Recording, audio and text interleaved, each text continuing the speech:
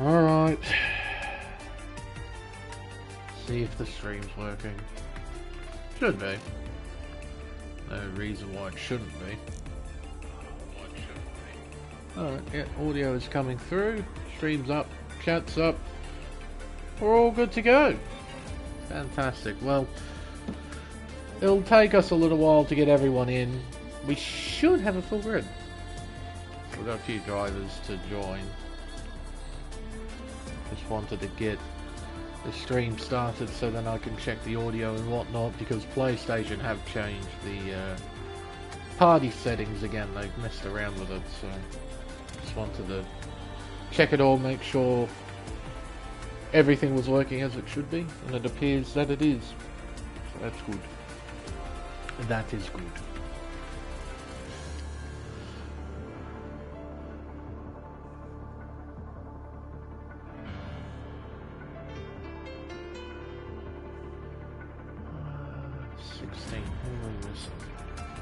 Who are we missing? We're missing a Haas, we're missing an Alpine, we're missing both Alpha Tauris. I don't have Discord up for some reason, because me stupid. Let's have a look. We're meant to have a guy named Brody in the Alpha Tauri, Stubley in a Williams, Orlando in a McLaren, he's in. What about Harris? Yeah, Harris is in as well. Man, the reserves are in before the full-timers are. That's always a good thing, to be fair. Shows their enthusiasm to race. And that's something that every reserve needs, is a little bit of enthusiasm. I'll just check the general chat. Silk Weaver's trying to get in. Vermouth's trying to make it rain. But Silkweaver's in a Haas. Yeah, that's better. Now in an AlphaTauri.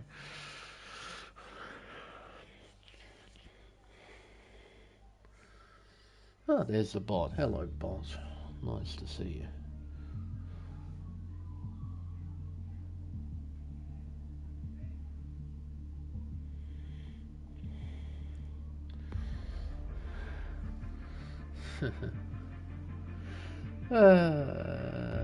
Hopefully it won't take too long for everyone to hop in.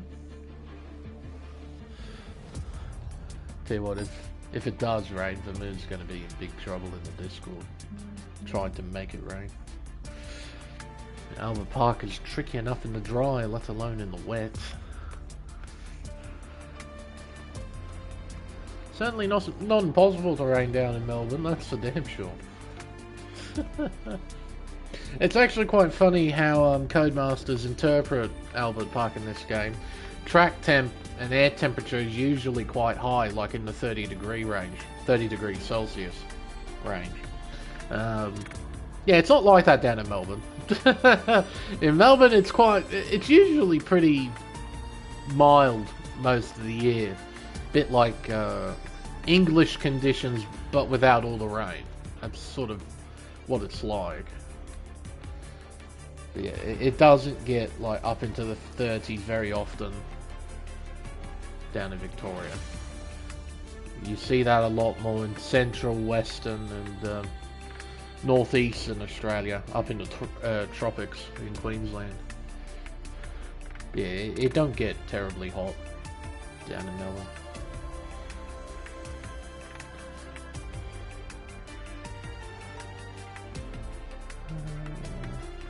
Oop, wrong one.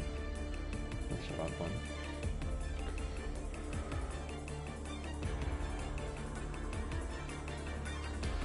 Got 19 now. Who are we missing then? An Alpine.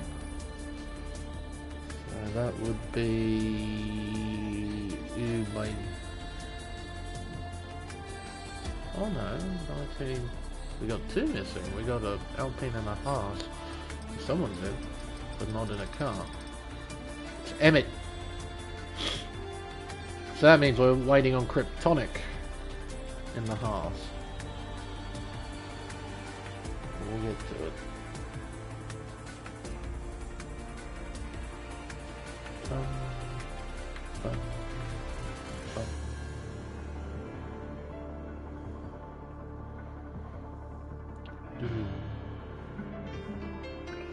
What's that? Oh, go away, eBay. Sending silly requests.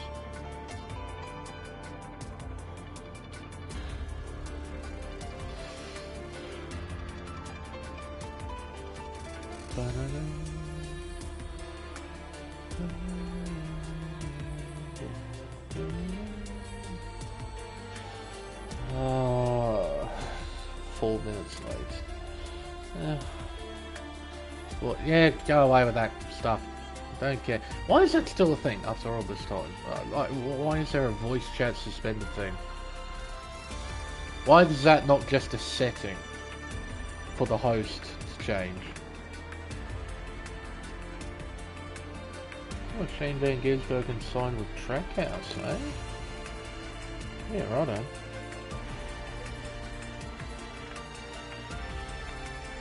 Okay, signed with Trackhouse to compete multiple races across 3 national series from 2024 onwards. Suarez deal runs out of next year as well. Oh, okay.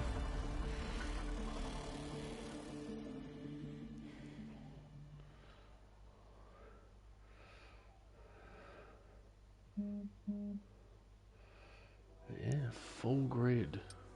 Look at that. Every card taken up by somebody. Isn't that just a lovely sight? Everybody is in a car. That's good. That is good.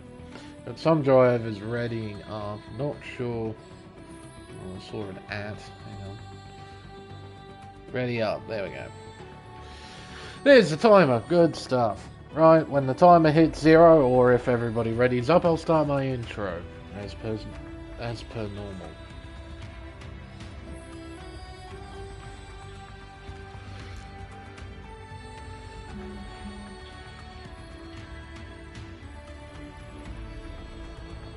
Oh, someone disconnected.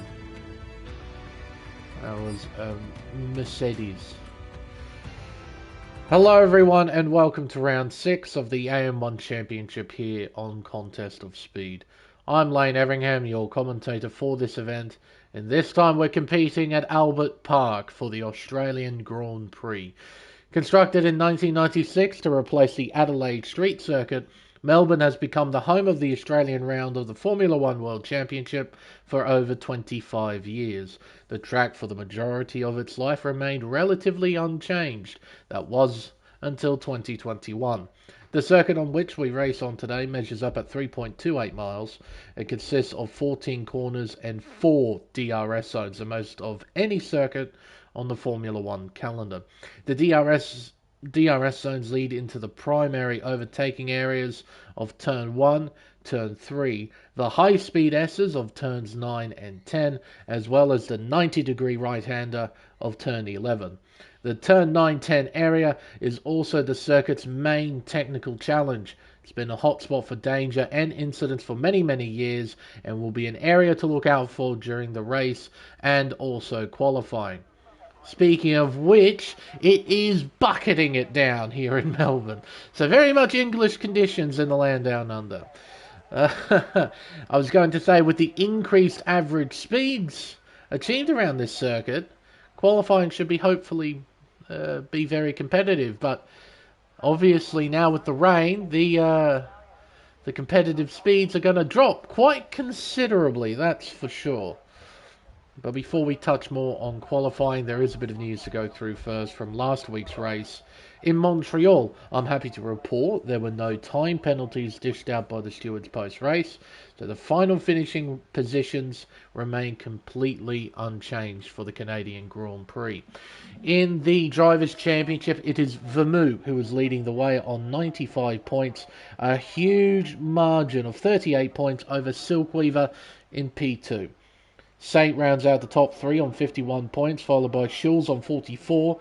Drift's Mindset rounds out the top 5 on 33 points. In the Teams Championship, it's Mercedes who is leading the way on 139 points. They've got a huge 69-point margin over Haas on 70. Yeah, it is a properly big gap between the top 2. in the team's championship. AlphaTauri aren't too far behind Haas. They're on 65 points, followed by Red Bull on 55 and McLaren rounding out the top 5 on 51 points. Well, that's about it in terms of news. Not much to go through.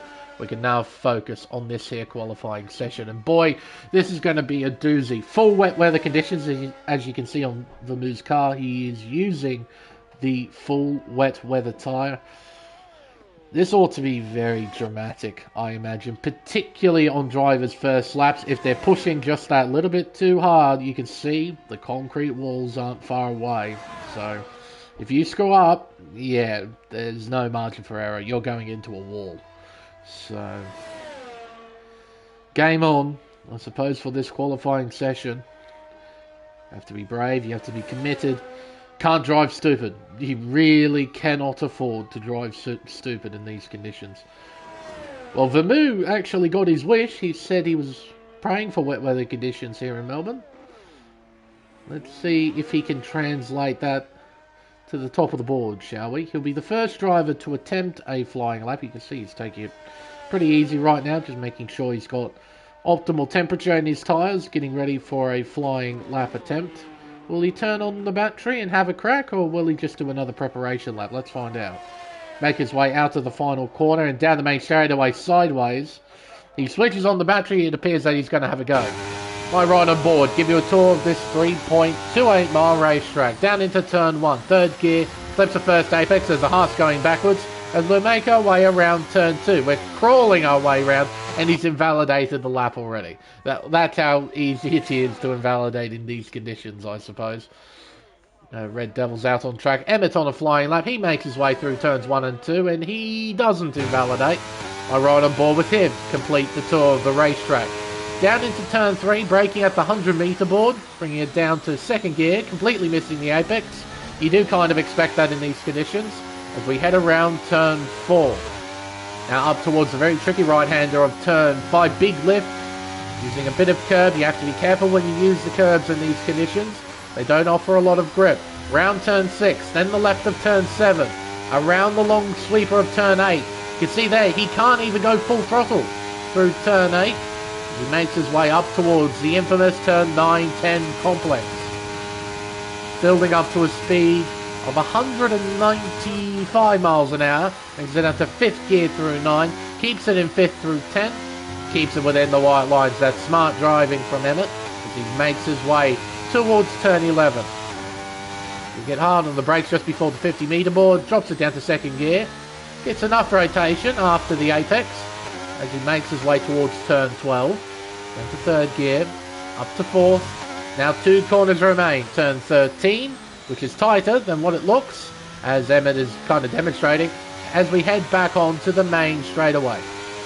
Nice and steady, up towards the line. Now it's a long, long stretch towards the finish line, and Emmett will set the benchmark for everyone else to try and beat, a 33.5. Yeah, that's an interesting tidbit, Cam.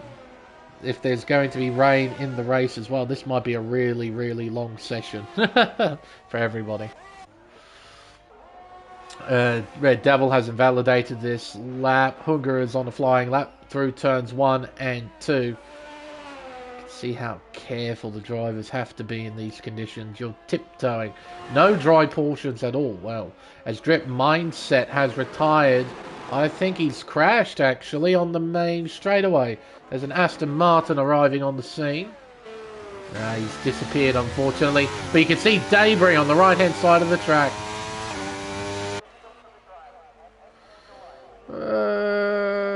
Yeah, that might be true, Ricciardo, but considering this racetrack and there's several high-speed sections, I wouldn't be surprised if at several points over this race drivers just had incidents by themselves, not necessarily incidents with other people. I mean, yeah, like I said, this track is tough enough in the dry.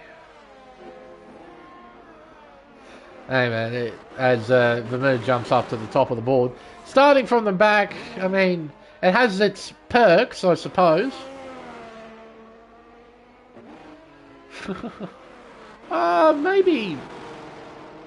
Oh, 3 DNFs, I would think.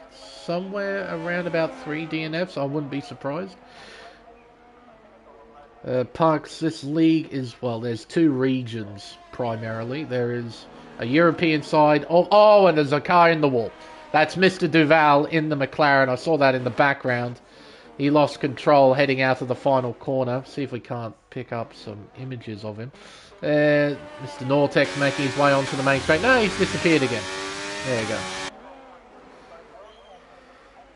Yeah, there's an American side and a European side of Contest of Speed. And there's me, an Australian commentator, doing the stream. For Americans anyway. Vermoo has crashed out. Alright, Mr. Red Devil is arriving on the scene. This is what I mean. Having accidents by yourself. And he despawns as well. He's flying off the road somewhere over there. So Vermoo out of qualifying. That's a benchmark for everyone else to try and beat. Oceanity went. Oh, when enough people join, I suppose. Warren has invalidated this lap. Cam Tisler is on a flying lap. He makes his way through the middle sector. But yeah, we've already got 4 retirements on the board. 3 of them due to on-track incidents. One of them, Harrisplex, he joined late. He retired right at the beginning of qualifying. Cam Tisler making his way out of turn 10. Keeps the car relatively straight. Heads towards turn 11. We'll see over the course of the session if the conditions improve. If they do, the times will tumble, and that will mean Vermoo's in trouble. He's in big trouble. Out of turn 12, up towards turn 13.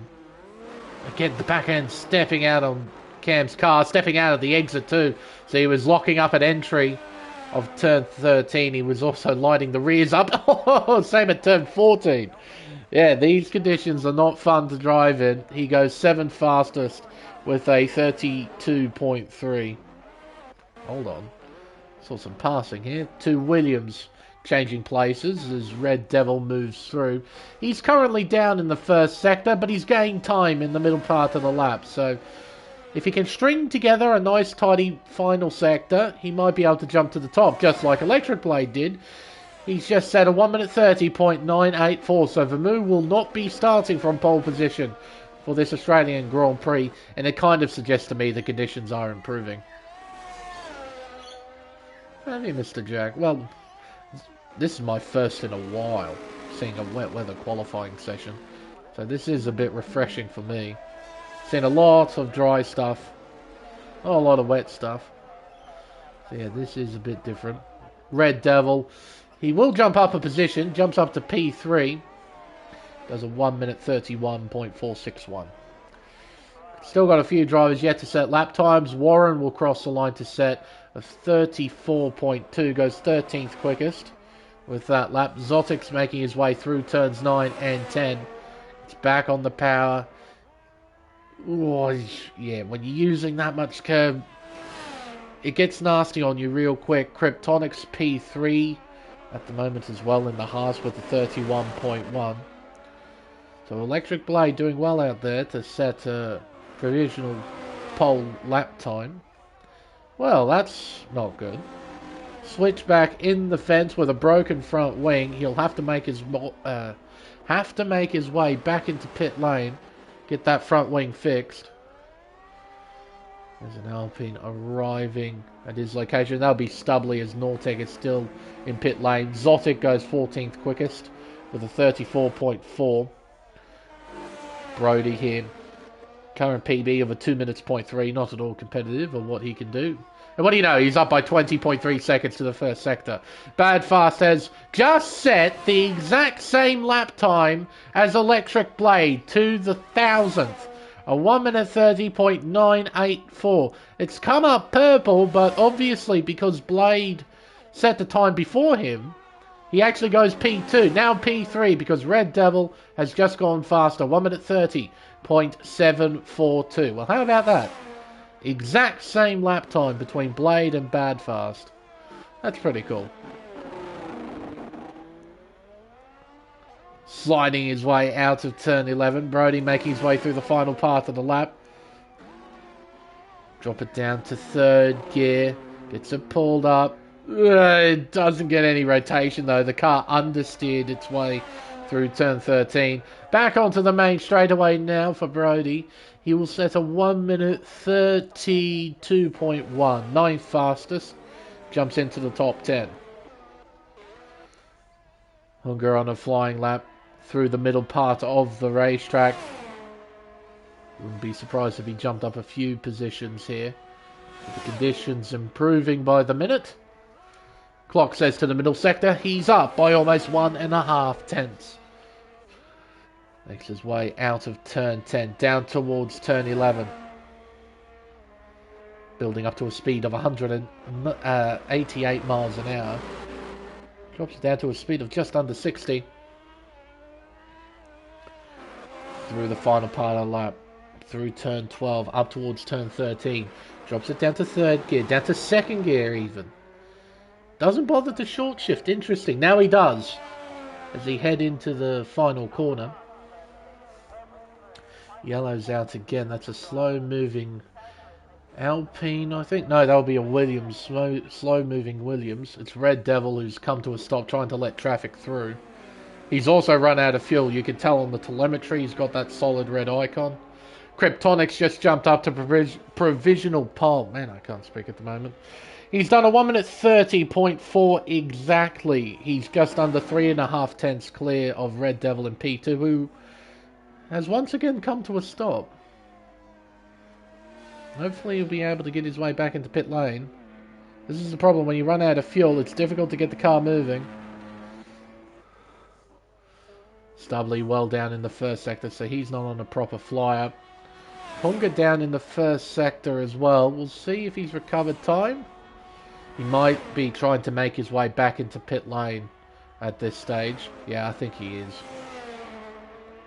Going to be tight with time, but I think he should make it. Orlando on a lap. He's 2 tenths up to the first sector. Let's make our way around turn 7, then turn 8. Got Saint on a lap as well. Oh, not anymore. He's on the intermediate tyre. Tried to have a go. He lost control through turn 2 though. Couldn't keep the car straight. Gets out of the way of the Aston Martin, which is switchback. Making his way through the first part of the lap sideways. Now he's rally crossing through turn 5. Gets out of the way of traffic now. As Zotic, he's on an outlap on the intermediate tyre. So some drivers gambling with the inters. It might be worthwhile putting this up. You can see a fair few drivers on the intermediates right now. Nortec is up by 1.3 seconds at the moment. Makes his way onto the main straightaway sideways though. It's struggling for grip. Nortec will cross the line to set a 31.8. He improves by 1.9 seconds and jumps into the top 10. But he's nowhere near the top times.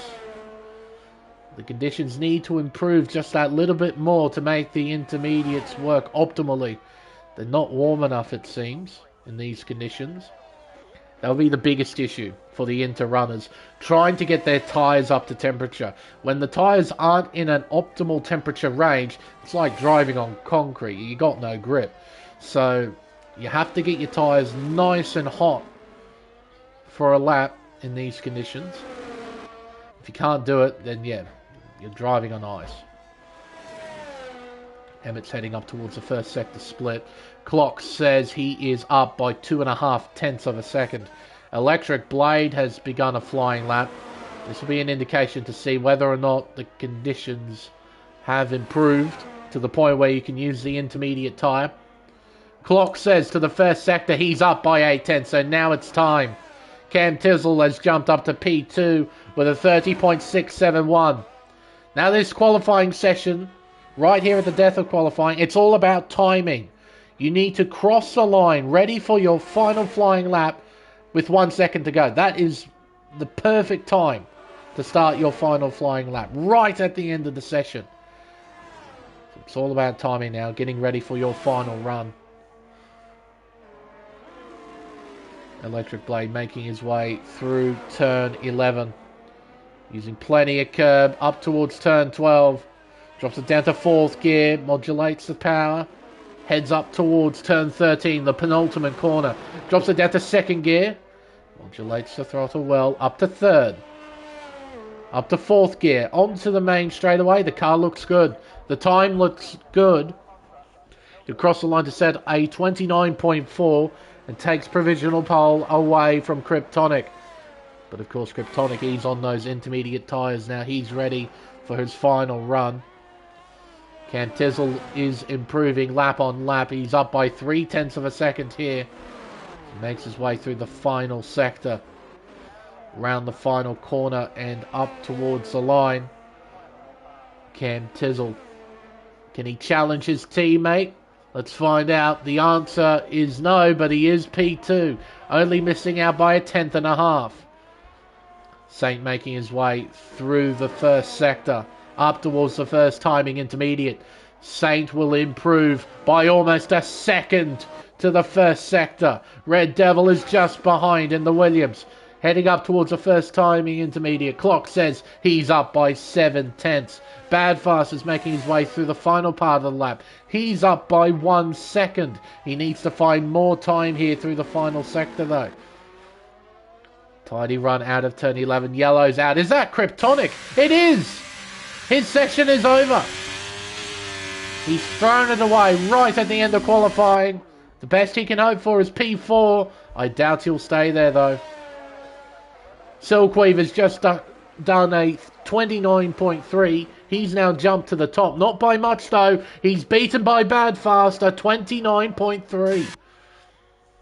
Nortec making his way through the first sector. Saint making his way onto the main straightaway. Can he take pole position here in Melbourne? For now he can, a 29.1. Does anybody have a response to that? Red Devil up towards the line. The Williams driver sets a 28.8. He can respond. He takes pole away. Cam Tizzle is up, but not by a huge amount. Cross the line. P3 for the Ferrari driver. 29.2. Hunger's jumped up to P2 with a 29.1. What about Mr. Nortec here making his way through the final sector, sliding his way out. Keeps it steady. Heading through the final 2 corners. Drops it down to 2nd gear. Hits the apex. Car slides. No, he's done. Not happy with the lap. Stubley jumps up to P5. Warren will be the next car. Cross the line here. Oh, he's sideways. He's wide. He's thrown away the lap. He's thrown it away right at the final corner. So there we go. Believe that will be qualifying done and dusted. It's Red Devil who will start from pole position here at Albert Park. The only driver in the 28s at the end of qualifying. And a nice recovery from Hunger in P2. Jumped up quite a few positions to end up on the front row, setting a 29.105. He beats Saint, Cam Tizzle and Stubley rounds out the top 5. Yeah, timing was key. You needed to be on the right tyre right at the end of qualifying. For Red Devil, that's exactly what he did, and he gets pole position. Simple as that.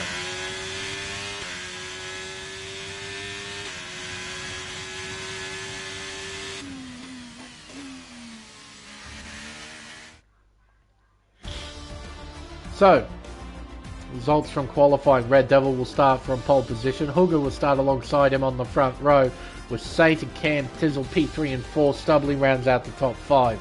Badfast P6, followed by Silkweaver in 7th. Electric Blade P8, followed by Brody. Then Nortec rounds out the top 10. Kryptonic threw away his final flying lap at 10th. He'll start P11. Vermoo starts down in P12. Emmett P13, followed by Warren, Orlando, Zotic, Switchback. Mindset did not set a lap time, neither did Harris or Mr. Duval. Yeah, fair enough, Mr. Duval. Take the positives of it. Very good tyre saver. You got a lot of fresh tyres available to you for the start of the race. So, you know, take the positives. I would in that situation. Okay, yep, I've got all these fresh tyres to use now for the race. I'm set. I'm ready to go. Holy mackerel, I reckon it's raining heavier now than what it was in qualifying. It is bucketing it down. Yeah, unfortunately, Brody, this definitely isn't intermediate conditions. Sorry, lads, it is bucketing it down. See, here in Australia, if it rains, it pours. It pours down. It pours down hard. Sorry, lads. So yeah, this is going to be full wet conditions. No one will be using inters. Well, all that I can say is I'm glad I'm commentating.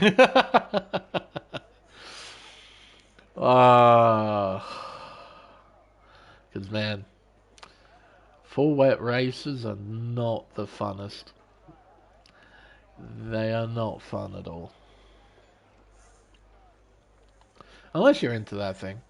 I know some people are. Some people pray for this kind of weather. Funnily enough, they always seem to do worse in these conditions, even though they pray for it. It's very strange.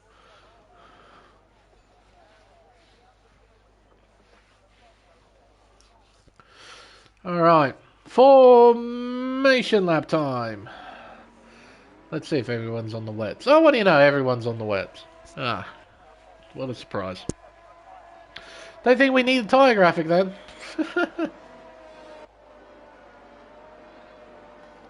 I imagine, yeah.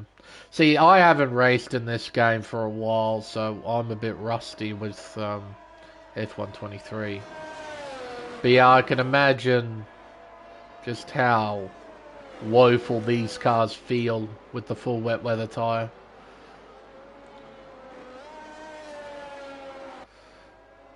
It wouldn't be a very thrilling sensation dealing with all the understeer and corner exit oversteer.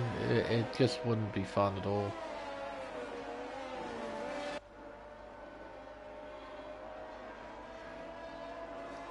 But unfortunately, that's exactly what these drivers are going to have to do, and they just have to soldier through it. It's as simple as that.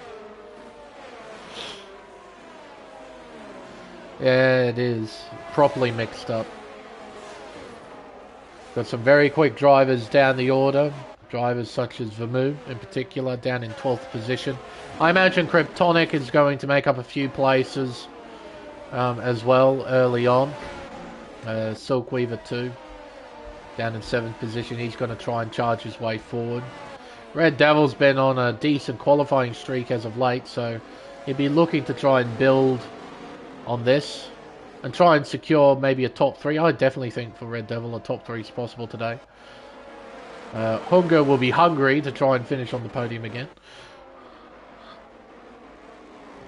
Try and put together some big results and potentially a race win starting from the front.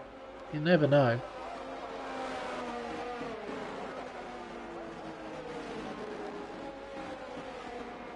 Alright. So Red Devil, he'll be starting on the racing line heading towards turn 1. Hunger on the inside will be given the whole shot down towards turn 1 if Red Devil gets a false start. But of course, these two drivers, as well as the rest of the field, need to remember they need to brake quite early for turns 1 and 2. Otherwise, they'll find themselves deep into the gravel trap on the inside of the racetrack. Everyone's now lined up, ready to run. In front of us is 29 long, wet weather laps here at Albert Park. This is going to be an awfully long race. Don't really know what we're waiting on at the moment. Everyone's lined up. What are we waiting on?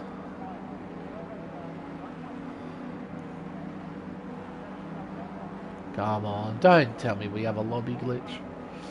Don't do this. Don't do this. Don't do this. It's doing it, isn't it?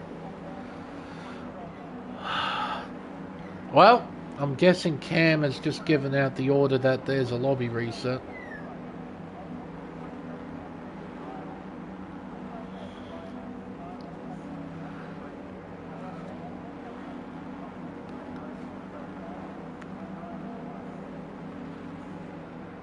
I haven't seen a message from Cam yet.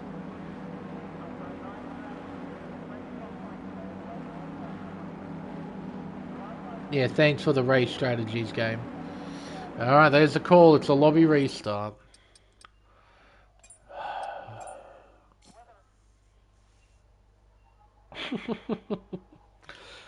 I hate this game.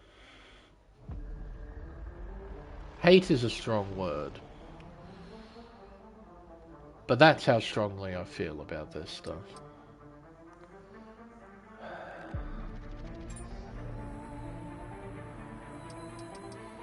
Hop in the showroom for a bit, eh? Switch it on to the Ferrari. Not sure if I talked about it. Oh, I think I did back in Montreal. The tribute design put on the Ferrari. It is nice. With the yellow highlights. It does make the car look quite cool. I like it. Made in tribute to Ferrari's 24 Hours of Le Mans victory earlier this year. It's a nice little tip of the hat.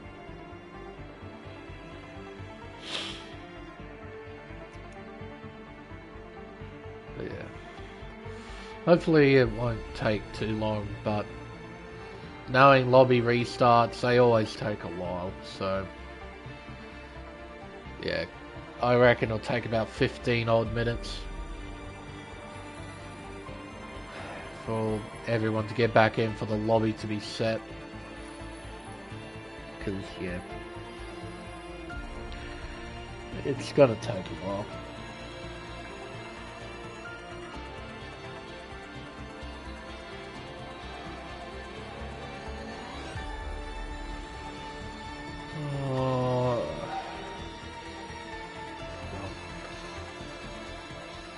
See, normally with these lobby resets I'd complain about the game, but honestly, I don't care enough to complain anymore. I just don't care enough to complain. Did I click? Oh, I might not have.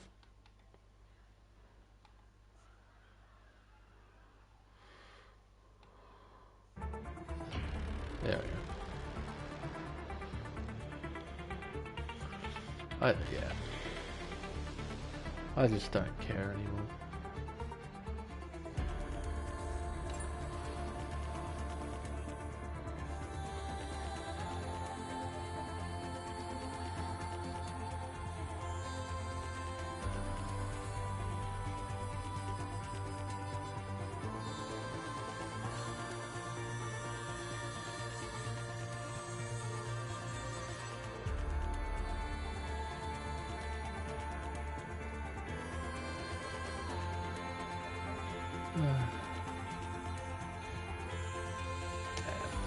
Sorry folks, there's just really not much to talk about.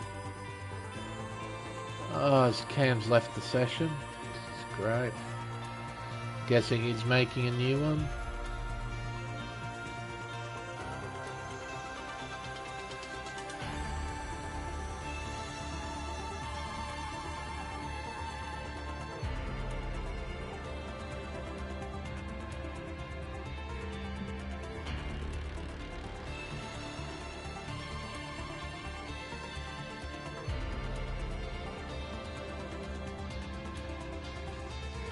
Yeah, I'm guessing he's making a new one.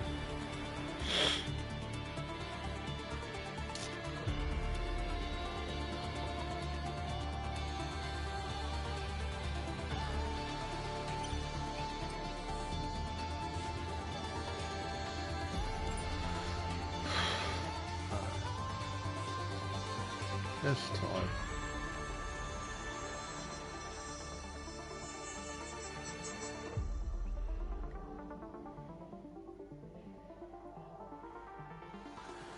Doo-doo.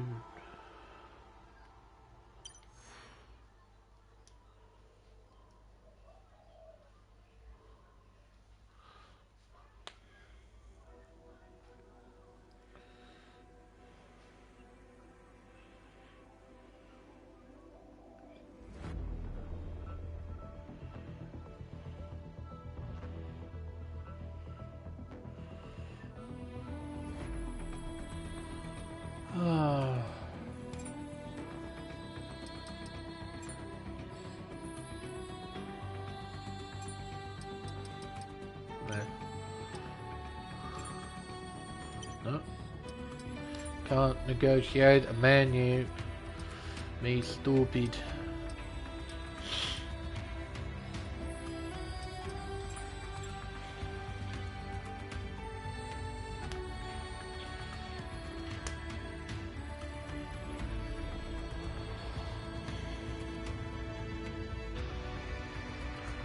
Man, this company's meant to be making a WRC title and I'm supposed to be looking forward to it. But honestly, I just fill myself with dread. Because this company, well, makes this. And it doesn't leave me in a very good position to say with confidence that, yeah, the upcoming rally title is actually going to be decent. I want it to be. Because I'm known for my F1 commentary, but started doing this kind of stuff initially with rallying, so I've been a huge rally geek for, well, my whole life. So I really want this upcoming title to be, you know, quite good. But then I play something like this, and it just fills me with disappointment every time. But then again, that's the same with a lot of companies in modern gaming. They just don't care anymore. Release a product to make money. Rely on the fan base to buy the product because of their allegiances to the name of the game.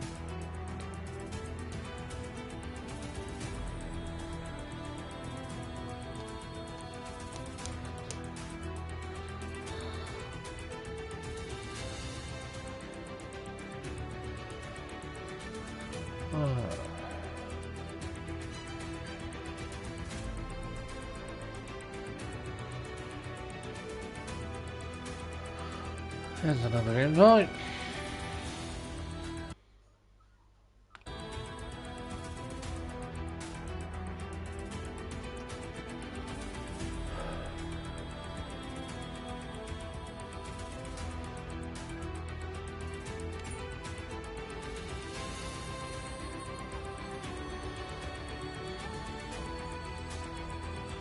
Hey, thanks to the people who are still watching. It's gonna take a while, but we'll get there, I promise. The race will start eventually.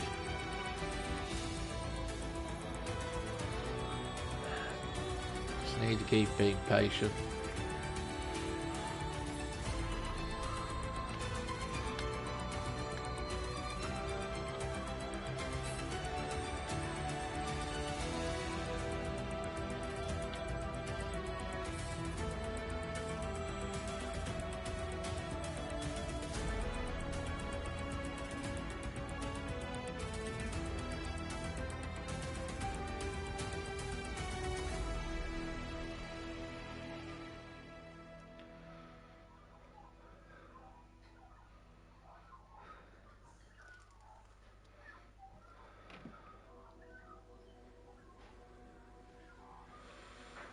Don't forget setups. That's right. Don't ever want to forget setups. Well, running default in these conditions is... yeah.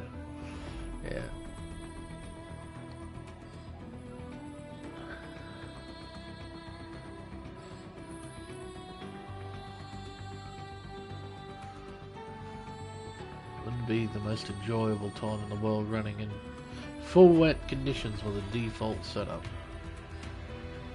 Couldn't imagine a much worse experience, to be honest.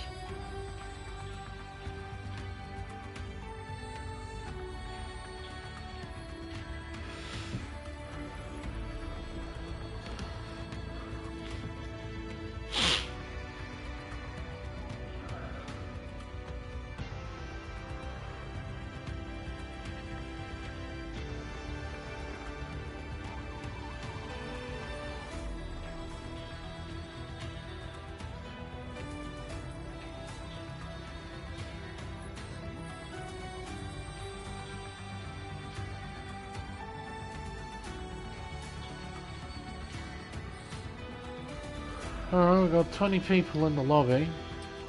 Yeah, I'm spectating. Good.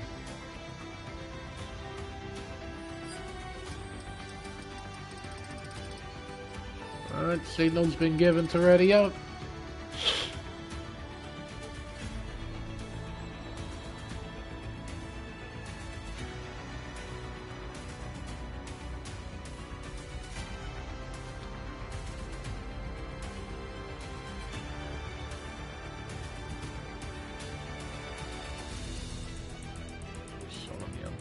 That blade hold. Why?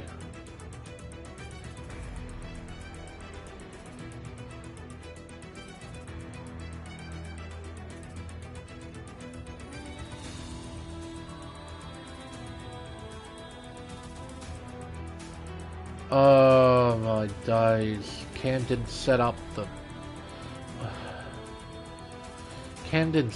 grid. Far out. He almost just had another reset. Oh.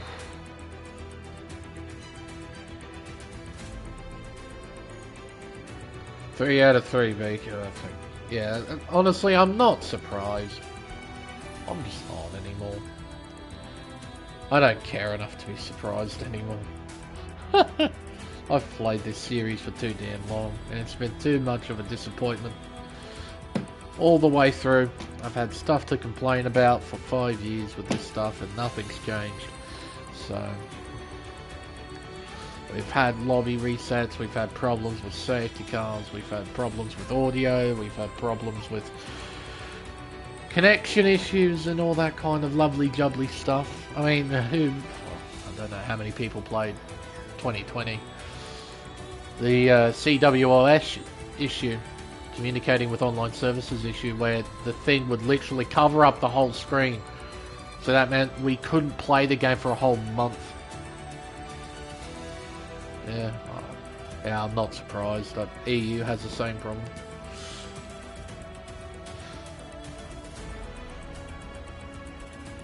Thankfully, on my side of the planet, with the oceanic stuff that I do along with this, the problems have been minimal, but definitely not absent. Like, we've had issues, but they haven't been too massive. Like, I think we've only had 1 or 2 lobby resets, but I know that this is a common occurrence. It happens, and it's down to us as a community to try and work our way around it, because the developer doesn't know how to fix it. You know? And of course I don't know how to fix it, because this has been a problem since as early as since I started league racing on F1 back in 2019. We've had issues like this for, like I said, 5 years, and nothing has been done to try and remedy it. We've always had these problems, so it's down to us to try and fix it, I guess. Or not fix it, just work our way around it, you know.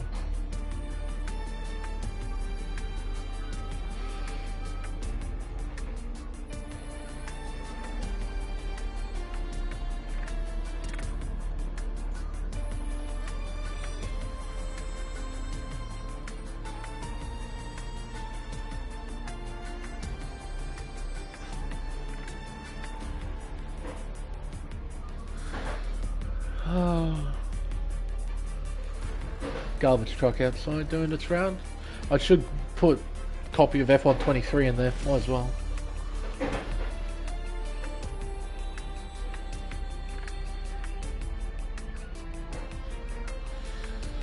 Cam's ready to go again. I think the grid's finally been set.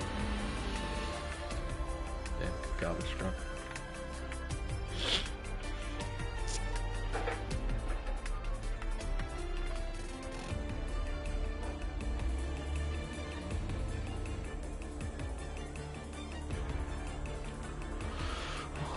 Take 2, folks. It's been... Oh, I don't know. I don't want to think about how long it's been, but we're going to get back on the way. We'll find out, man. We'll find out if the order's wrong, eh? Hopefully it isn't. Hopefully. I think Cam got it right, hopefully, maybe. I don't know. I don't know. Don't put those questions in my head. It just makes me it makes me more frustrated than what I already am. No, he'll get it right. He'll get it right. He's got it right. It's fine. It's fine. It's fine.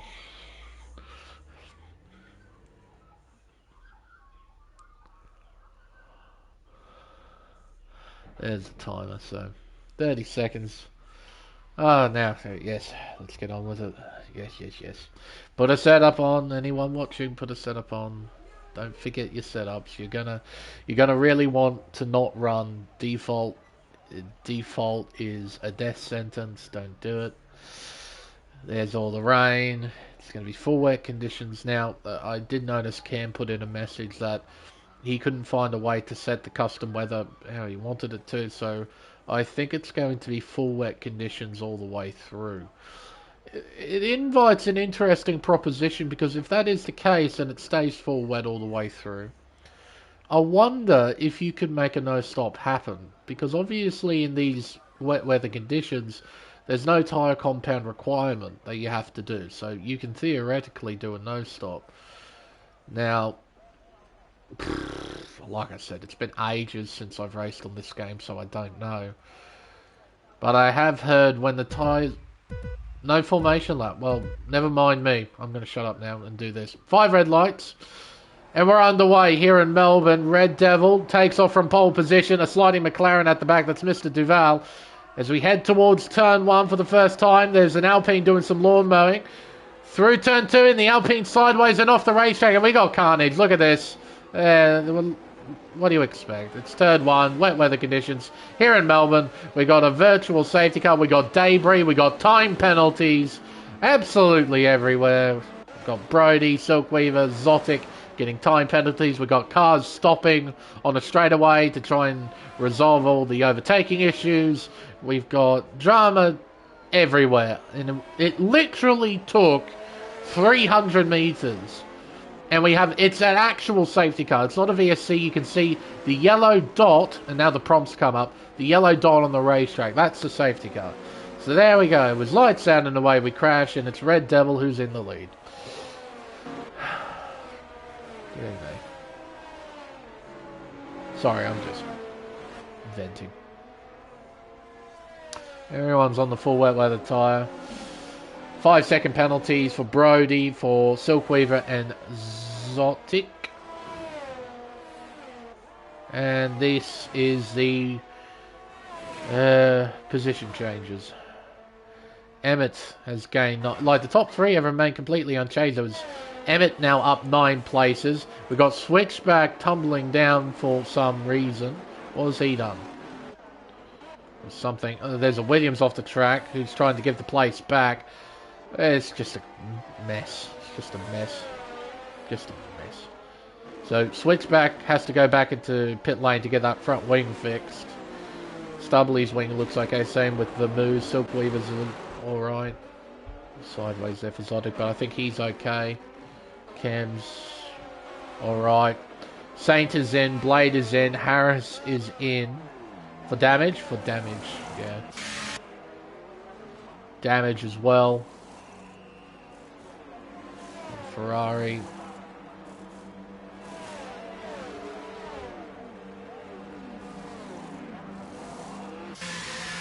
Well, it's honestly what it was, Redder. You know, it took us no time at all for us to have a huge accident. It involved literally the entire field minus the top 3. Like, the only driver who pit from the top 3 was Saint, and his front wing actually looked okay. So it must have been fairly minor damage. So I suppose then the only drivers who got through unscathed were the top 2. Like, my goodness. Emmett's got through. It's a Williams 1-3 out there. If only that was real life. Kryptonic 4th. Warren 5th. Brody up to 6th. Harris has left the session. Stubbly down to 7th. That's not too bad. Vermou's now up to 8th after all of that.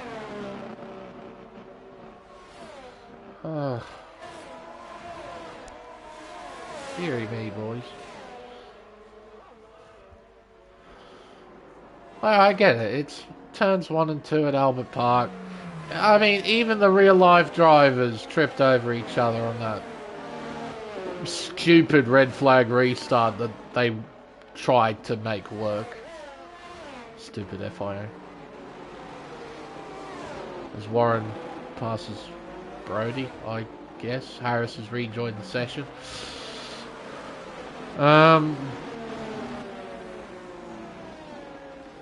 Yeah, I don't know. No, that's right. Great, eh? People need to be more careful, and it's the first lap of a 29 lap race in full wet conditions. Need to work together to try and get it through the opening laps.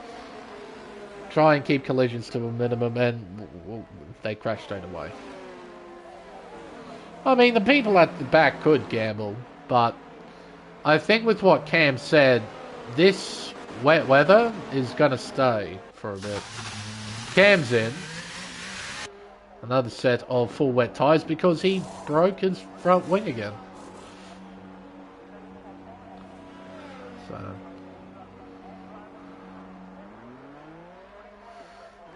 because, yeah, you can kind of tell as well, it is still pouring down. Like, the rain has not backed off at all. So, you could gamble, put on intermediates, but then you have to try and get them up to temperature and try not to crash in the process, which is a tough thing to do. I know that firsthand. I remember doing a 100% race at Montreal, where the track conditions went from intermediates to full wets. And the biggest issue, I made mention of it during qualifying, the biggest issue the intermediate tyres have in full wet conditions is getting them up to temperature. Because in those full wet conditions, you can actually see it on your MFD, your tyre temps go down. And they go down to such an extent they actually fall out of the optimal temperature range.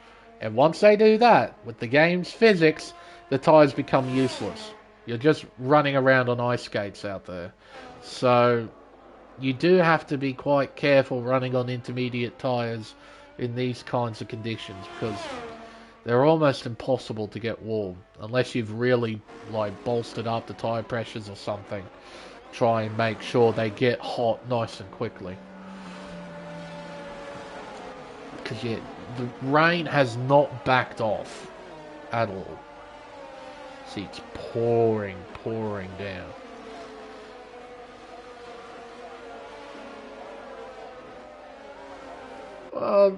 Nothing to lose until you throw it into a wall and then you're out. You know, you can only score points if you complete all the laps. And yes, you could gamble, you could make it work. But ultimately, you can't score points if you throw the car into a wall. And on intermediate tyres in these conditions, it's a lot easier to do that by yourself. I mean, hell, 18 cars crashed into each other on lap 1 on full wet tyres, so...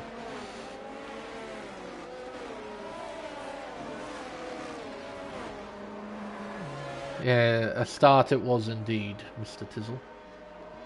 A start it was. This should be the final lap behind the safety car as well. We shouldn't be doing any more after this point, so we'll get back under green flag conditions afterwards.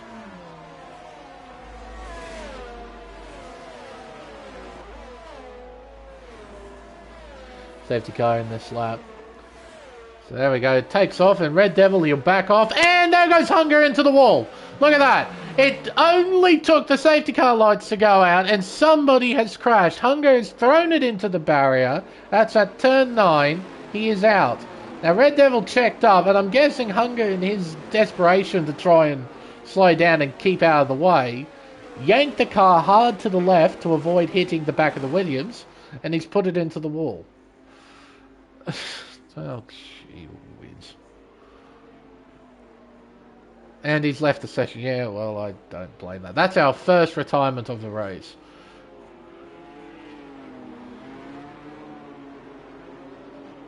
Oh, my days.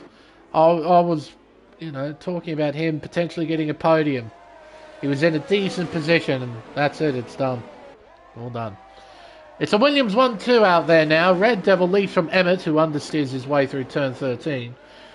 Around the final corner we go. It's a nice restart from Red Devil. He's got 1.5 seconds to his teammate as he crosses the line to begin lap 5. We're back on the green flag conditions, and hopefully the drama sort of quiets down a little bit, maybe. Oh, I don't know, to be frank. Might see another crash out there. Everyone's bunched up, so drivers need to be careful. And they need to remember it's wet weather conditions. You need to baby the car for a bit, just to understand what the car's going to do in these conditions. Can't just throw it around. Wheel-to-wheel stuff through here. Round the outside goes Saint. Blade with a big wiggle. Keeps the car relatively straight, but he moves down to 10th. Switchback with a 3-second time penalty for multiple warnings. Midfield making its way through turn 6, 7. Oh, a sliding, that's a Mercedes. Cutting the gravel was Drip's mindset in the Haas. Make our way out of turn 9. Vermeer gets by Stubley. Some weaving about here. Nortec trying to get by Harrisplex. Switchback trying to go around the outside. A mindset into 9 and 10. Oh, it's tight stuff. Tight stuff. Oh, big cut there from Switchback. Gets in front into 14th. And now Orlando closes in the McLaren. The Haas went onto the grass there on the inside of that little king. Orlando's overshot the corner. And he's cut the track to try and avoid a collision. Bad Fast wants to get involved. He gets in front. Orlando drops to 17th. And now Zoltic wants to get through. Oh my goodness. Round the penultimate corner. Then the final corner. Oh my word. Switchback with a poor run. Mindset makes his way through. And into the wall goes Zoltic. Both Alphas are out. And we have another safety car.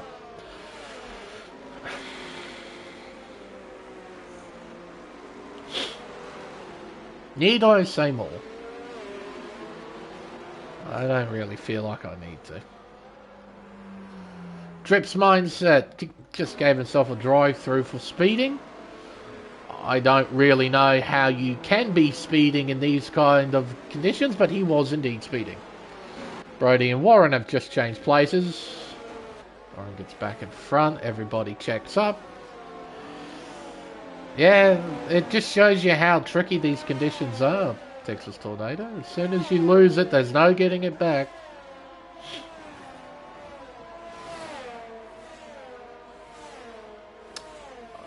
I don't think anyone will be pitting, to be honest.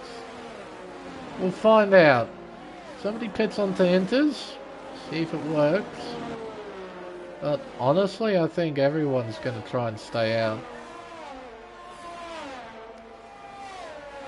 Still see huge puddles absolutely everywhere. We'll find out.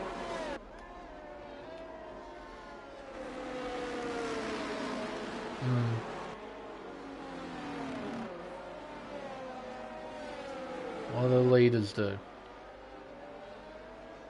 Stay out. Stay out. Kryptonic stays out. Warren stays out. Brody stays out. Vermouth stays out. Into the pits comes Stubley. We'll see if he pits onto intermediates. A lot of drivers staying out. In fact, Stubley's the only one in. It's another set of full wets because he needed a front wing change. That's why he's in. So that wasn't a pit in regards to strategy. He's come in for a new set of wets. Mindset, he's onto a set of intermediates. Alright, this will give us a gauge then to see how the green ringed rubber works in these conditions, I suppose. And Mindset needs to take it easy. He needs to baby this car around.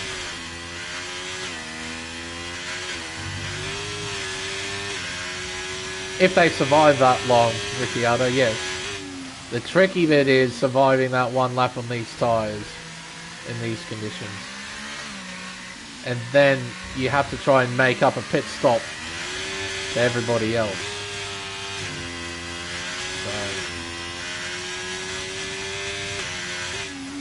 For sure, there could be a net gain for pitting onto these tyres. But, yeah, there's a lot of risk in that. And you need to hope that the conditions do indeed improve. And these two stop changing places. Warren and Brody, they're just going back and forth between each other. Stop it.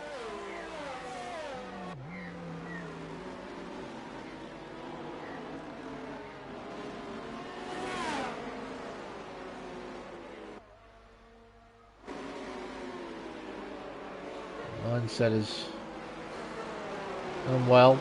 Kept his car well under control.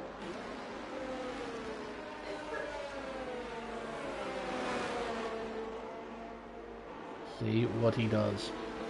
Yes, pacing. That's what we're doing right now. Actually, that reminds me of stuff I've done earlier in the week. Throughout this week, I've done 3 races at Spa for a Oceanic League. And over the course of the 3 races I did, there were 9 safety cars and 2 VSCs. The races at Spa were sprint rounds, so we did 18 minutes of qualifying, then a sprint, then the main race. Had about 9 safety cars in those 3 races. 5 of them coming from 1 race. It was, yeah.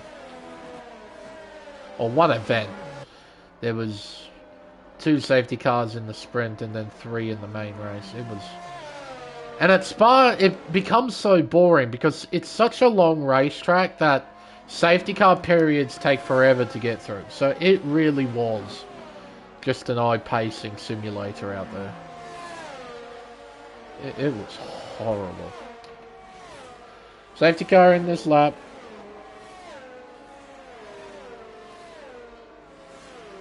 Yeah. You get those races every now and then. They're just full of just drama. A lot of pacing behind the safety car. Races take forever to get through. Alright, everyone's on wets minus Mindset. He'll be a driver to keep an eye on during this stint.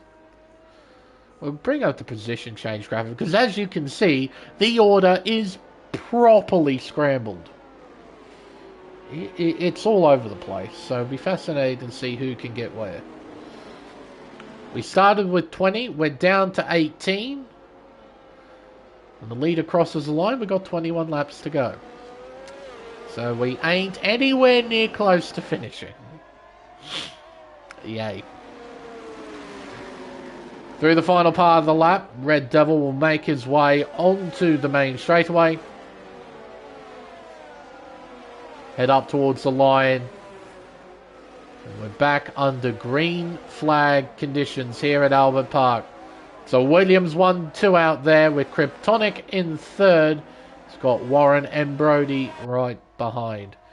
The field is relatively spread out for the moment as Vermeulen gets by Brody. He's a bit slow out of turn 2. The AlphaTauri drops down to 9th position. Sideways for Saint there. He locks up. He beaches it on the curb. He gets off. He actually grinded his way off the curb. He's sideways again. Around turn 5. Oh, it's contact between the 2 cars. Brody's sent wide. Duval goes through. Yeah, he's on the intermediate tyre. Texas Tornado. Mindset on the intermediates. As you can see here.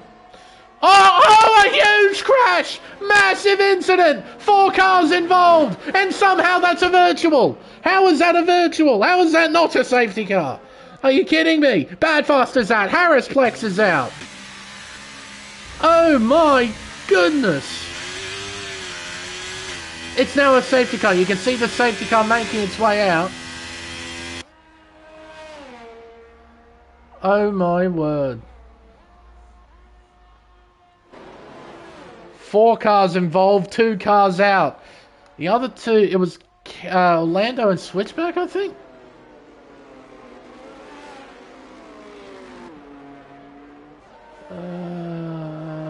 No, Brody. Huge front wing damage on that AlphaTauri. huge. And Orlando, broken front wing. Well, safety car number 3.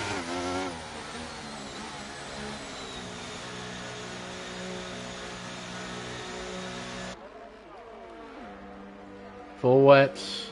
Penalty being served. Does Mindset come in? No, he's going to try and fight it out on those enters.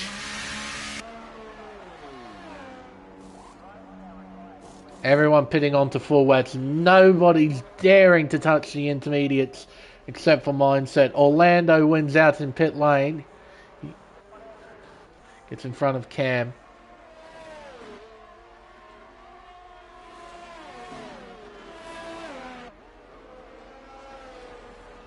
But how about that?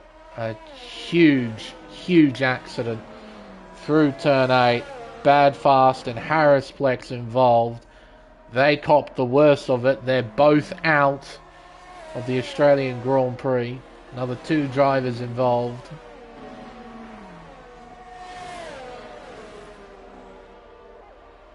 That was a huge shunt. Huge.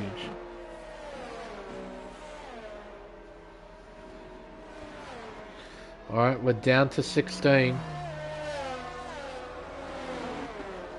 Barely had any laps on the green flag conditions. I mean, what? The first lap ended with the ended at turn 2. Safety car was brought out. Then we had Zotic crash. Hunger crashed first when the safety car was going back in. Then Zotic crashed at the final corner. That brought out another safety car.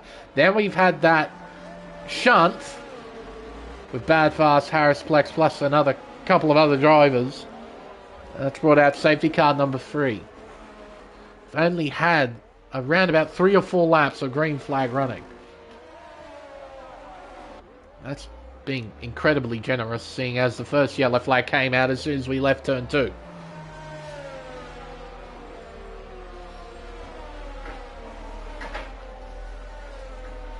Oh my days.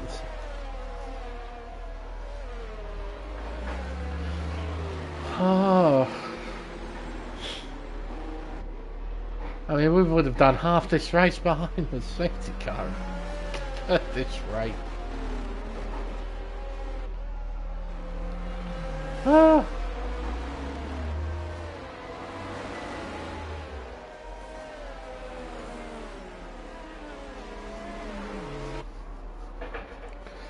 Alright, let's run through a few things, shall we? The amount of drivers who have made a stop, almost, well actually all of them are for damage. All of them are for damage. Even with Mindset pitting onto the inters, he had to get a front wing repaired. There's the position changes. Like I said, it is scrambled. A lot of drivers have gained a lot of spots out there. Red Devil has hung on to his first place. From the very beginning of the race up until now, he has not let go of that. Those are the time penalties. 5, 3, and 6.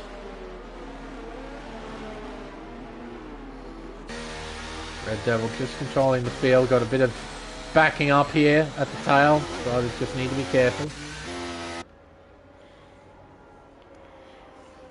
Alright, take 3. Red Devil leading. Heading around turn 11, taking it nice and steady. Safety car's now in pit lane. It's made its way in. When will Devil go? Starting to go now. Gently building up speed. So we head around turns 13 and 14. Back onto the main straightaway. A tidy restart from both Williams cars. They put a margin on the field already. We're back under green flag conditions here in Melbourne. 9/10 of a second between the top 2. It's Red Devil who leads from Emmett, from Kryptonic. Warren, then Vermoo rounds out the top 5. Down towards turn 2 we go. Vermoo closing in, looking. I don't think he'll commit to a move. Warren defends that inside line well. Oh, a bit of a wiggle there from the championship leader as he makes his way around turn 4, up towards turn 5. Oh, some lag there. Off the track is Warren. Gee whiz. That lag was awful. Everyone else is able to move around. Blay goes down the inside. He moves through. Off the racetrack. Warren tries to gather himself up. Just needs to try and keep that car straight. Not get too flustered. Stubley gets by Nortec. Mindset is closing in. Mr. Duval's looking around the outside of Saint. He won't be able to get that done. No way. Mindset close, but not close enough to try and pass Brody, and Orlando are battling away for position. We head through 9 and 10. Mindset on the grass, trying to pass down the inside. Oh, Nortec does all the hard work for him. He runs off the road. Switchback does the same. He's now compromised, and Brody has a look down the inside, but Switchback sort of forcing the door shut prevents the AlphaTauri from getting through. Saint is overtaken by Duval. The McLaren moves up to 7th position as we head down the main straightaway. For what has felt like a long time, we've actually completed a green flag lap. Maybe all the drama is finally over. Switchback with a 3-second time penalty. Some wiggling here in the midfield. Drivers try and sort themselves out. Mindset gets by Warren. Oh, side-by-side action. Locking up and spinning. Around goes Switchback. Making contact with Brody. Oh dear. And a 5-second time penalty on top of that too. Two Rebels side by side again. Warren getting in front of Saint. And now Nortec closes in. Try and get through this chicane complex. They do. There's... Oh, gee whiz. That was Saint. Getting oh so close to that wall. Nortec trying to find a way through. Looking. Searching. Can't get it done though. Or maybe he can. There's an opportunity to go around the outside. He gets it done. Kryptonic and Emmett are now battling for second. Kryptonic gets in front into P2. Emmett down to 3rd. Move just behind in 4th place. Around the final corner and onto the main straightaway. Red Devil continues to lead the way here at Albert Park. Driving quite well. Switchback and Brody, these two have been going back and forth as Switchback goes into pit lane. Evidently with some kind of damage. Cam Tizzle is in as well. He's your race leader. 1.8 seconds is the gap. Kryptonic trying to close in. Emmett P3. Less than 1 second separates him and Vermoo in P4. Silkweaver hanging on to 5th, but Blade is right behind. And then, oh, sideways is Mr. Duval. Stubley's all over him. Mindset's right behind. A 3-second penalty for the McLaren driver. Oh, as he almost makes contact with the Haas. Mr. Switchback has left the session. Hopefully, Mr. Switchback can rejoin as soon as possible. Oh, some tight battling between Warren and Brody. They get it sorted before the chicane as Saint gets a 3-second time penalty for multiple warnings. Drama having... Oh, and into a wall! It's Nortec! Completely destroys the front wing in the process. No virtual, no nothing for the moment. Brody gets Warren. That is into turn 9. So Warren now down to 13th place. Yellow still out. Nortec trying to recover. Gets it going. He's now down in 14th and he needs to make a pit stop. Get that car fixed. Saint looked awfully sideways when it was flicking up through the order. Oh, Mr. Duval on the back of Mindset. Bit of an interesting line looking down the inside there at the final corner. You can see Mindset's car sliding as he heads onto the main straightaway. Duval closes in. Vermoo gets a penalty. The McLaren goes down the inside. The Alpine cuts the grass. Mindset runs wide, but Mr. Duval throws away an opportunity to try and attack. He loses control at turn 1. Loses a place to Orlando, who is now trying to attack Mindset. Round the outside here at turn 3. Tight stuff. They get through though, and Orlando can't find a way through. Brody and Saint now battling as way, as Cam Tizzle briefly brought out yellow flags. Man, these guys are not having fun here at the moment, that is for sure. Nortex in, full wet tyres put on the car, and Cam, even though he brought out yellow flags, he didn't damage his car, so he's still out there on track.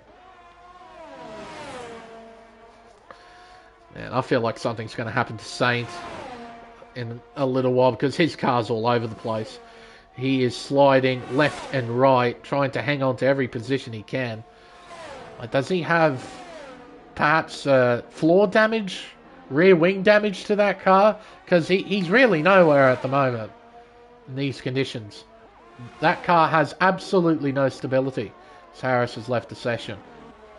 Understandably so after his incident at turn 8. Sideways as Brody understeering as Warren in the background. Gee whiz. Oh, around his mindset at the final corner. Looped it round. Kept it out of the barrier though. Can't see any debris or anything like that. Saint and Brody get by. Any chance for a rerun? Maybe. It's been so chaotic at the moment.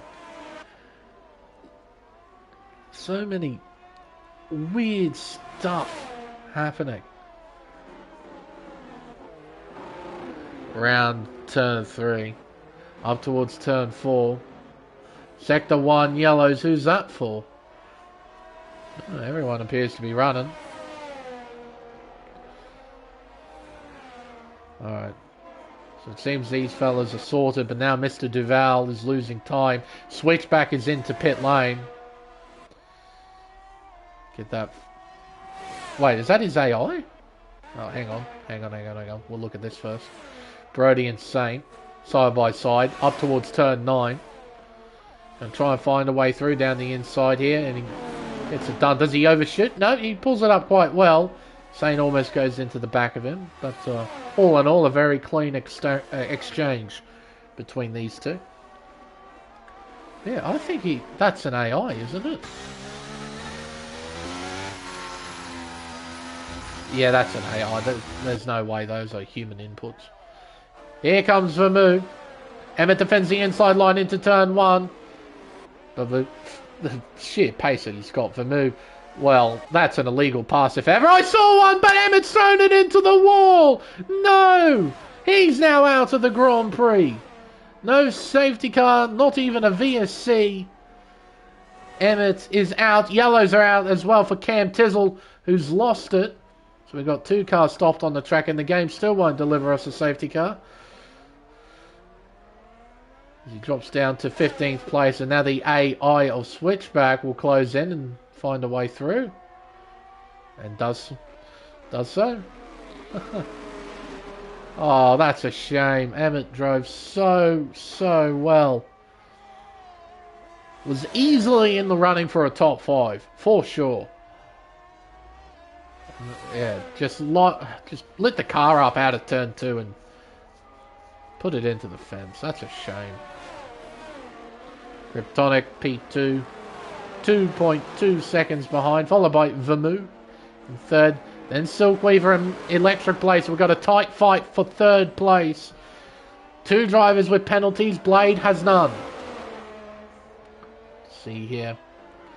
3 seconds, 5 seconds, no seconds. And Stubley's not too far behind in P6. The battle's properly on. There's Switchback, I believe. Yeah, would be. He's the only Aston left. There's your 2 leaders. Here comes your battle for 3rd. Stubley not too far behind. Orlando with a whopping 12 seconds next to his name is well and truly out of contention. Down towards turn number 3. Yellow's out. Saints retired. I feared that was only inevitable, really. Sector 3 yellows. Where is he? Oh, game cuts to this angle. Oh, I can't see him over the wall. But I'm not surprised. That car looked so loose out there. Intermediate tyres on his car now. Taking a gamble, I suppose. Moving on to Inters. Mr. Duval, Brody, yellow's out for Cam Tizzle, who's put it into the wall, almost. Nortec minding his own business in 13th. Here's Red Devil, closing in on the AI of Switchback. Hopefully the AI sees blue flags and operates accordingly. Actually, those light boards look purple. Yeah, here we go. Brody getting by Mr. Duval. Pretty simple overtake that was done before turn 9. Probably all out of wet weather tyres, yeah. Had enough pit stops taking place that, yeah, I wouldn't be surprised if somebody's used all their wet weather sets. So Brody up to 8th. Duval down to 9th. But the McLaren driver hasn't dropped back. Still right behind. Brody with a slight overshoot. Duval with a bigger overshoot. There's Mindset in P10 with no penalties on those inters. Doing the best he can.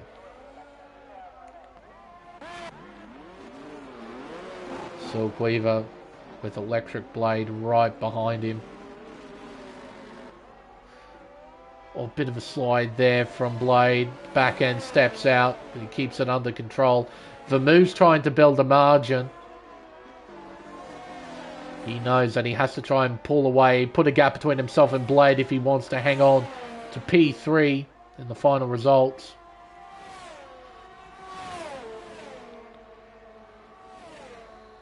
See, the rain is still coming down pretty hard. I don't think it's properly at intermediate conditions just yet, but as Mindset's demonstrating, there is a degree of workability in these inters. You can make them work.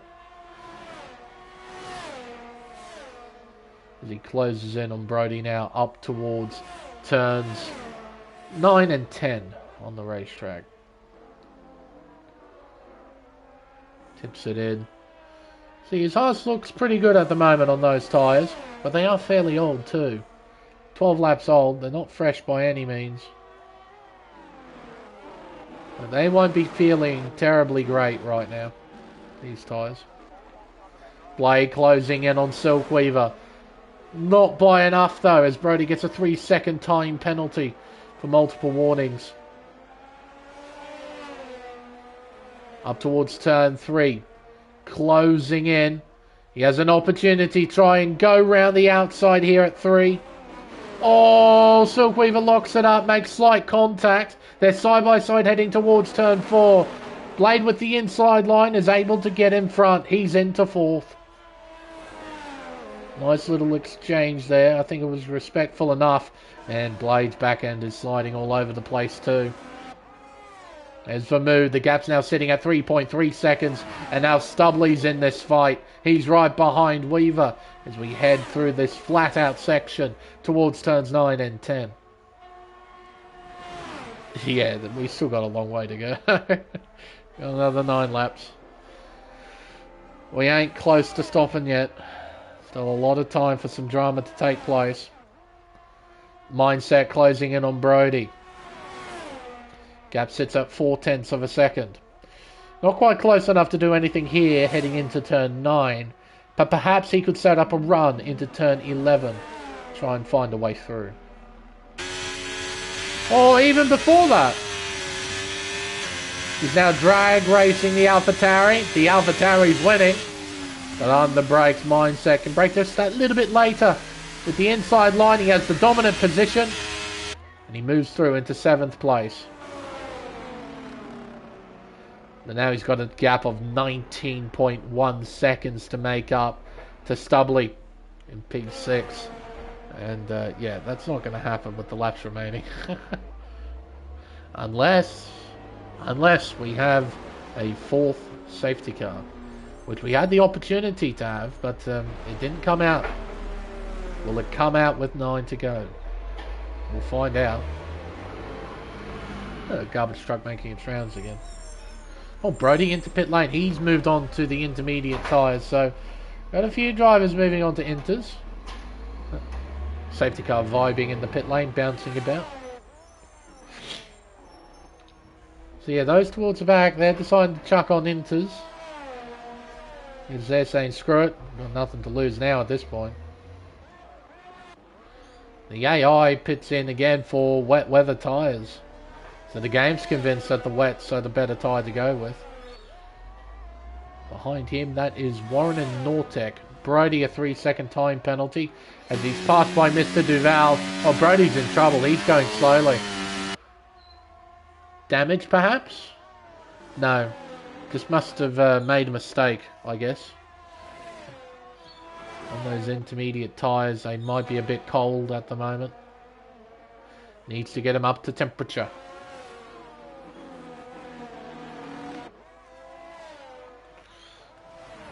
Red Devil putting together a fine display here. This is very good wet weather driving from the Williams driver. Kept it within the white lines, hasn't put a foot wrong. Bit of traffic in front, that's Cam Tizzle in the Ferrari. We head up towards the 6-7 chicane. It's not like he's done it without pressure either, because 2 seconds behind, there is Kryptonic in P2. One single mistake from Red Devil, and it's game on between them. Red Devil said, sorry, that's Mr. Duval sets a new fastest time with a 32.7 on the full wet tyre. I think that says it all, really. Not quite time for intermediates. In fact, the mindset hasn't really gained any time on Stubbly in P6. That gap has stayed about the same. The AI is back in again. It's back out again on new tyres. I don't know why it's doing that. Typical stupid AI behaviour. Here's your race leader making his way down the main straightaway. Crossing the line to begin lap 23 of 29 here at Albert Park. Gap sits at 2.2 seconds. Kryptonic's driven well too. He's got himself into second position. He's made up a few spots to get there. He's up 9. Vermeer the same. But Vermeer is running out of laps, and with that time penalty next to his name, his chances for a race win steadily going out the window. But we have enough laps left on the board that if somebody makes a mistake, there is still a chance Vermeer might be able to win this. But he has to remain mistake-free from here to the end of the race. Yellow's out, and that's just Cam going slowly to let the leaders through. Very gentlemanly of him. Of course, here on Contest of Speed, ghosting is turned off. So when blue flags are shown, you have to move out of the way with accordance to the rules. And Cam Tizzle did just that. Of course, you don't have to do it to that extent. You don't have to slow down to a crawl. He did that out of choice to make sure he's well and truly out of the way. The Moon now applying pressure to the back of Kryptonic. Kryptonic needs to keep his eyes forward. Try not get too focused on the car behind. Onto the main straight, away we go. Vermeer just not close enough to do anything here. Again, lap 24, 6 to go.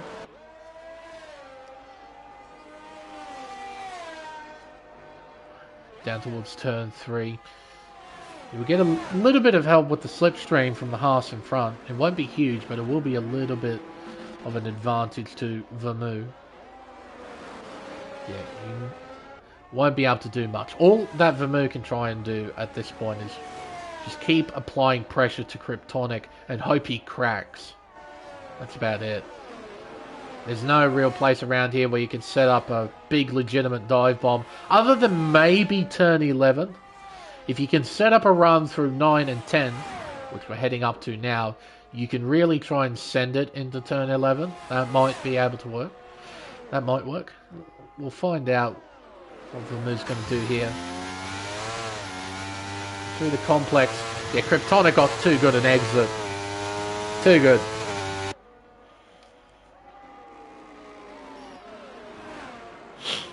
You can tell as well that Kryptonic is looking back at Vermeer.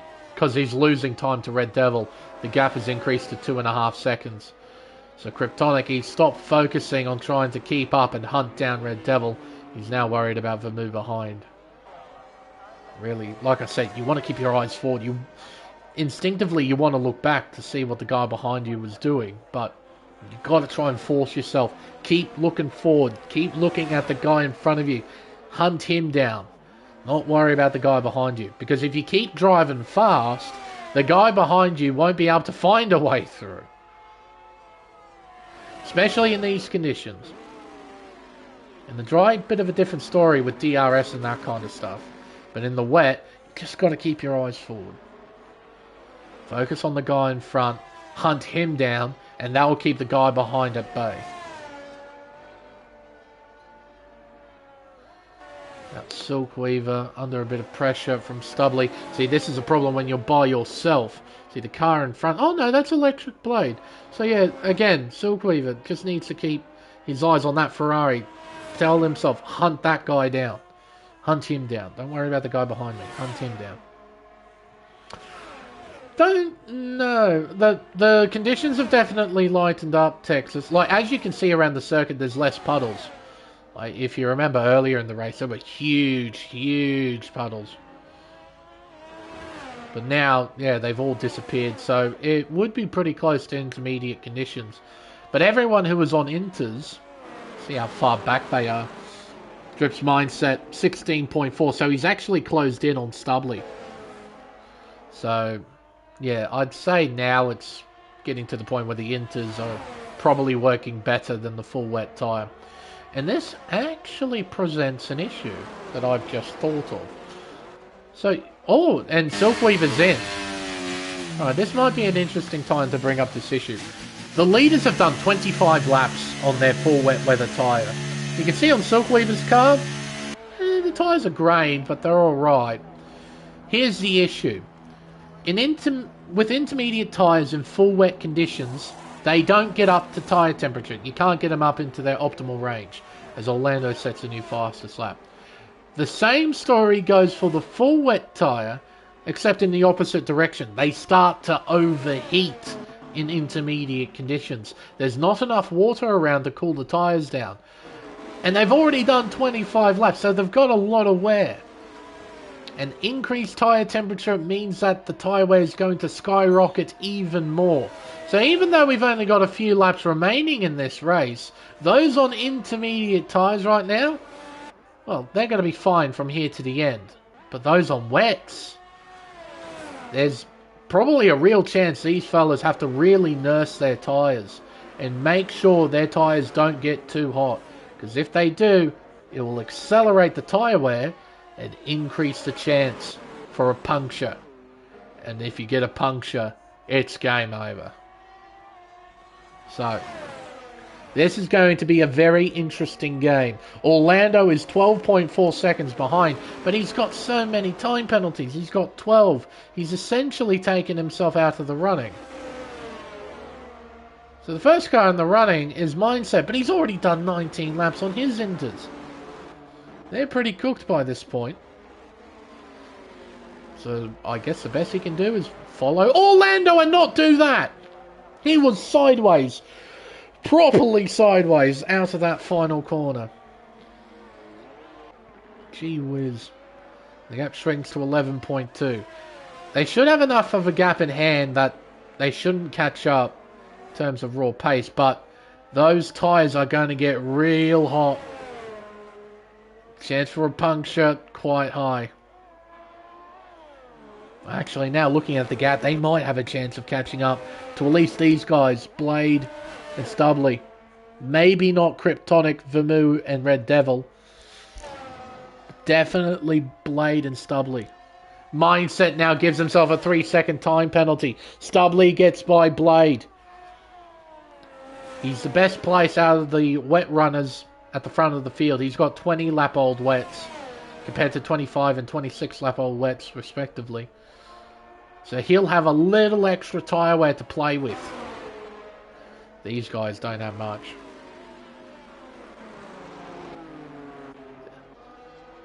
And look at Red Devil crawling his way out of the final corner. Trying desperately to not overdrive the car. Yeah, Vermeer has 3 seconds next to his name. Yeah. Warren has 3 as well, or another 3. He's now got 24 seconds. Holy moly. 24 seconds. Oh, as Vermeer loses control there at turn 2. It's a game of survival now for these wet runners. They need to make sure they don't burn up their wets. They need to baby their cars, drive with their fingertips like Mark Webber on Top Gear. Just want to drive them fingertips. Because they've got the distance to the intermediate runners behind, they shouldn't be caught. But if they get a puncture, they will be caught. There's no denying it. Into turn 8, Orlando's already caught up to Blade. 2 seconds the gap. So we head up towards turns 9 and 10. Warren, a 5-second penalty for speeding in the pit lane. I hazard a guess he's probably going to retire. That's the case. Oh, no. Guess he'll keep going. Blade got his teammate behind who will have to serve a blue flag in a few moments. Kryptonic 1.4 seconds behind Red Devil. A lot of question marks here.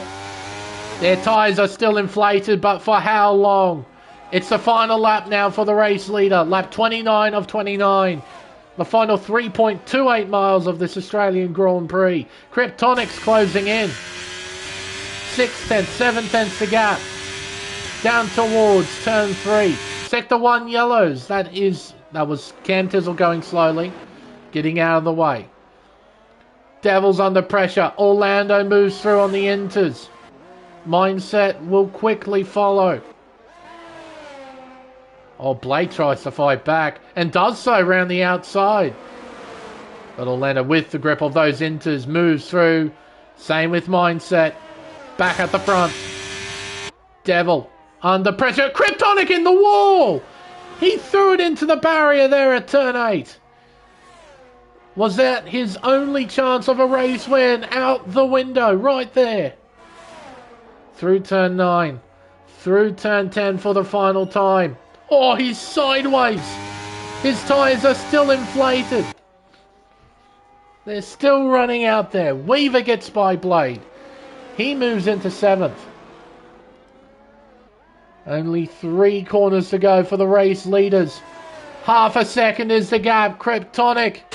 Ascend perhaps. No, he can't find a way through. But will he have the traction here around the final corner? Devil, can he hang on? Onto the main straightaway we go. He loses control. He saves the car. It's not enough for a race win though for Kryptonic. It's Red Devil who wins the Australian Grand Prix. Vermoo comes home in 5th. Stubley will finish on the podium in 3rd place. Followed by Silkweaver. Then Vermoo. Then Mindset. Blade. Orlando. If he didn't have those penalties, what could have been for him? He finishes in 8th. Brody 9th. It'll be Mr. Duval who rounds out the top 10. What an incredibly tight finish. Code Brown indeed, Kryptonic. Oh, you almost threw it away, but you kept the car under control. Just about there. Oh, what an effort though. What an effort from our top 2. Well done. A fine wet weather drive. Fantastic. Red Devil, our race winner. How about that? His first win of the season. Gene is very pleased. We look like rock stars, he says.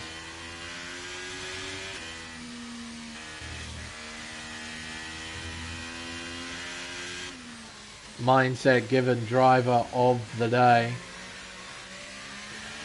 Yeah, after what happened in qualifying, fair play. Wowee. What a weird, wacky rollercoaster ride that was. Red Devil, a new winner for the AM1 Championship, claims his first victory here at Albert Park. Kryptonic home in P2. P3 to Stubley in the Alpine.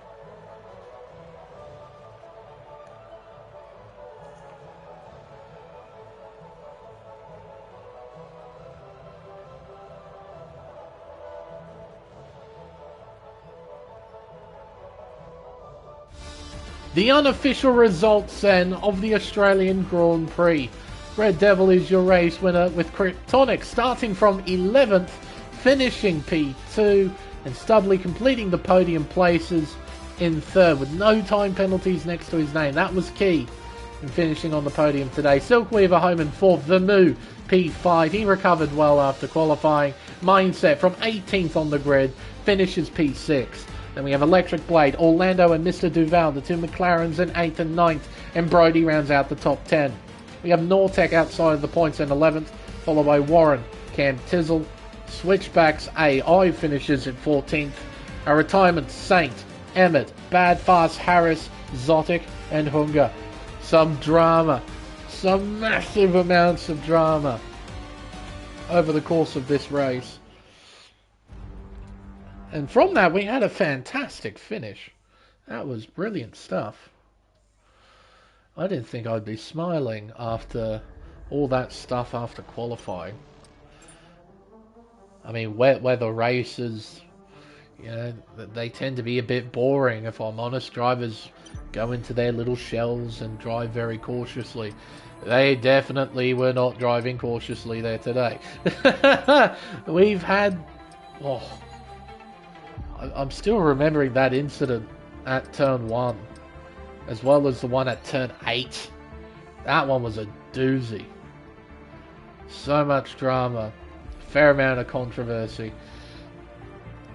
and some good driving, especially at the front between Red Devil and Kryptonic. I swear, neither driver barely put a foot wrong.